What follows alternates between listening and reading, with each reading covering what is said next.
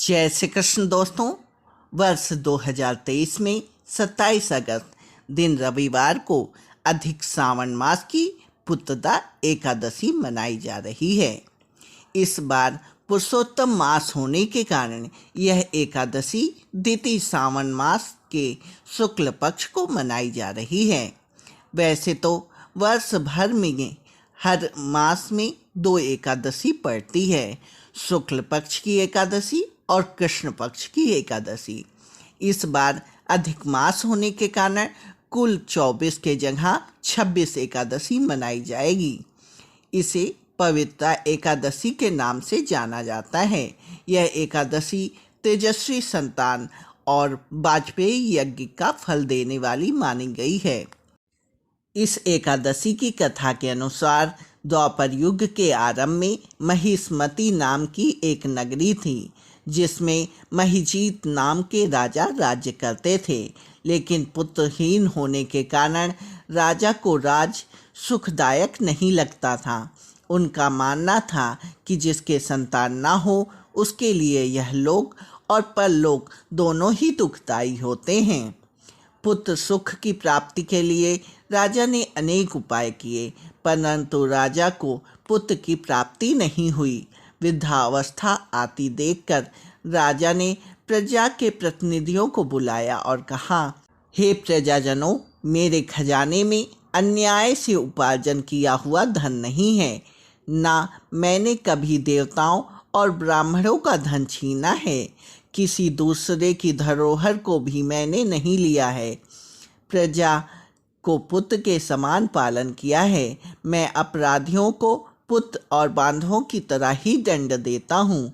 कभी किसी से घृणा नहीं करता, सबको समान माना है। सज्जनों की सदा पूजा करता हूँ। इस प्रकार धर्मयुक्त राज करते हुए भी मेरे पुत्र नहीं है, सो मैं अत्यंत दुख पा रहा हूँ। इसका क्या कारण है? राजा महिजीत की इस बात को विचारने के लिए मंत्री तथा प्रजा के प्रतिनिधि बन गए। वहाँ बड़े बड़े ऋषि मुनियों के दर्शन किए। राजा की उत्तम कामना की पूर्ति के लिए किसी श्रेष्ठ तपस्वी को देखते फिर रहे थे।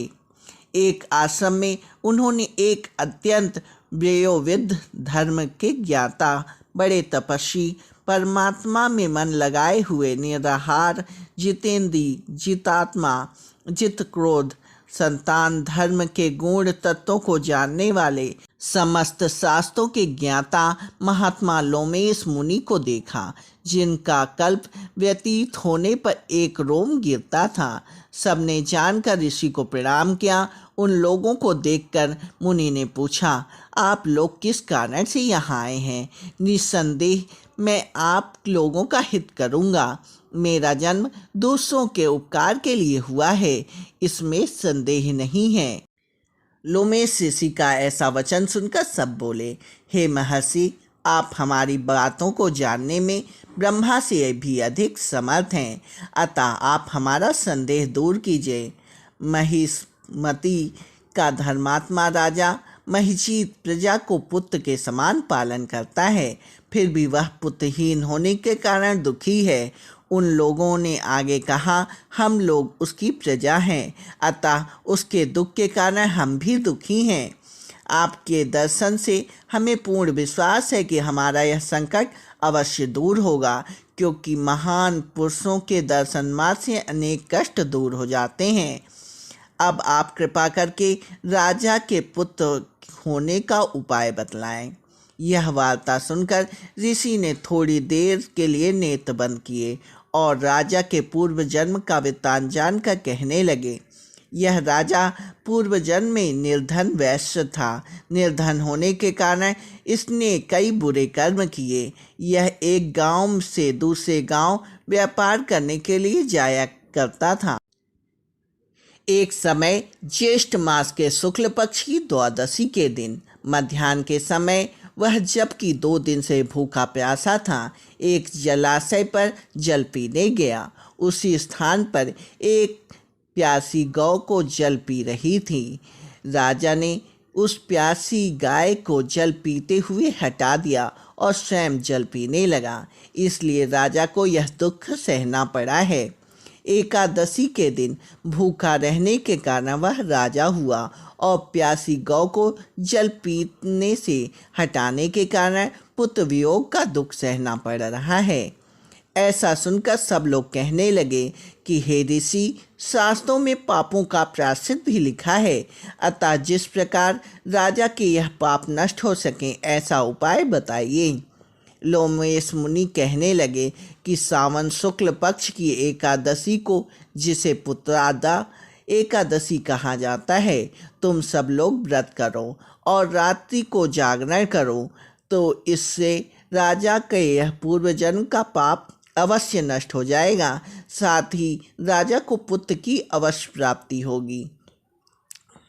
लोमेश ऋषि के ऐसे वचन सुनकर मंत्रियों सहित सारी प्रजा नगर में वापस लौट आई और जब श्रावण शुक्ल एकादशी आई तो ऋषि की आज्ञानुसार सबने पुत्रदा एकादशी का व्रत और जागरण किया। इसके पश्चात द्वादशी के दिन इसके पुण्य फल को राजा को दे दिया। उस पुण्य के प्रभाव से रानी ने गर्भ धारण किया और प्रसव काल समाप्त होने पर उसने एक बड़े तेजस्वी पुत्र को उत्पन्न किया। इसलिए इस श्रावण शुक्ल एकादशी का नाम पुत्रदा एकादशी पड़ा। अतः संतान सुख की इच्छा हासिल करने वाले इस व्रत को अवश्य करना चाहिए। इस कथा को पढ़ने तथा इसके महात्म को सुनने से मनुष्य के सब पाप मुक्त हो जाते हैं और इस लोक में संतान सुख भोग कर परलोक में स्वर्ग की प्राप्ति होती है। इसके सुनने मात्र से वाजपेयी यज्ञ का फल मिलता है। ऐसी इस अधिक मास की एकादशी की पावन महिमा है।